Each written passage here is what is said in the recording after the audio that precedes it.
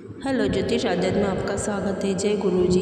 आज आपको मेरी हनुमान जी के बारे में जानकारी, अगर आपको अच्छी लगती है लाइक कमेंट शेयर ज़रूर करें। हनुमान जी के शास्त्रों और वेदों में भगवान हनुमान जी को कलयुग का देवता माना जाता है और उनके आज भी होने के बहुत से ऐसे प्रमाण मिलते हैं उनके भक्तों को।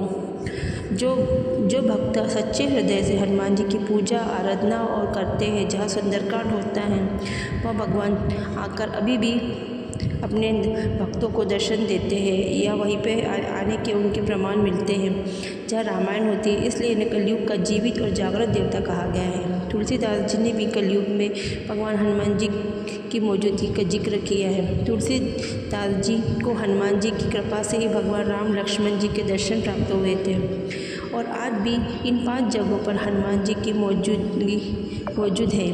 पहला है गंधमान पर्वत। इस पर्वत पर कलयुग में भगवान हनुमान का निवास स्थान मानते हैं। इसके कई प्रमाण कई जगहों पर मिलते हैं। कहा जाता है कि कई साधु संतों ने इसी स्थान पर तपस्या कर हनुमान जी के दर्शन भी प्राप्त किए। महिष्य कश्यप ने भी इसी पर्वत पर तपस्या की थी और यह पर्वत कैलाश पर्वत के उत्तर में स्थित है। भगवान राम से अमर होने का वरदान प्राप्त कर हनुमान जी ने इसी पर्वत को अपना निवास स्थान चुना।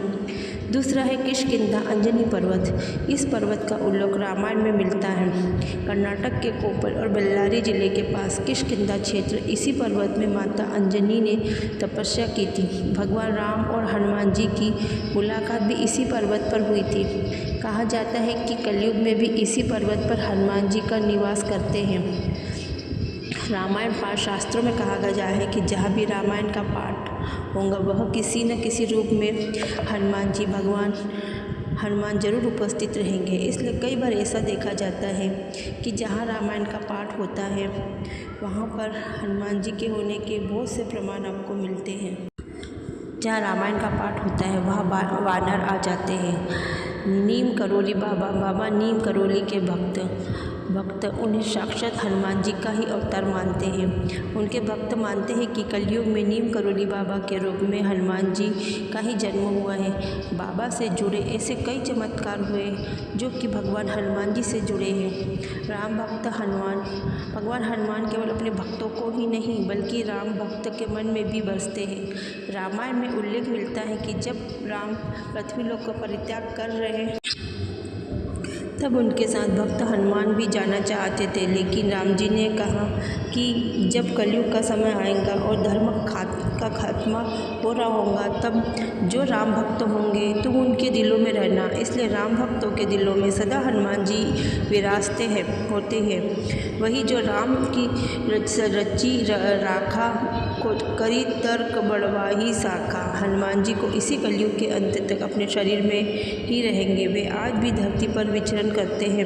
वे कहाँ रहते, कब और कहाँ प्रकट होते, इनके दर्शन कैसे किस तरह किए जा सकते हैं, हम यह आपको बताएंगे, जिसे जानकर आप सचमुच चौंक जाएंगे। चारों युग प्रताप तुम्हारा है परिसिद्ध जगत उजियारा। संकट कटे मिटे सब पीरा जो सुमरे हनुमत बलबीरा।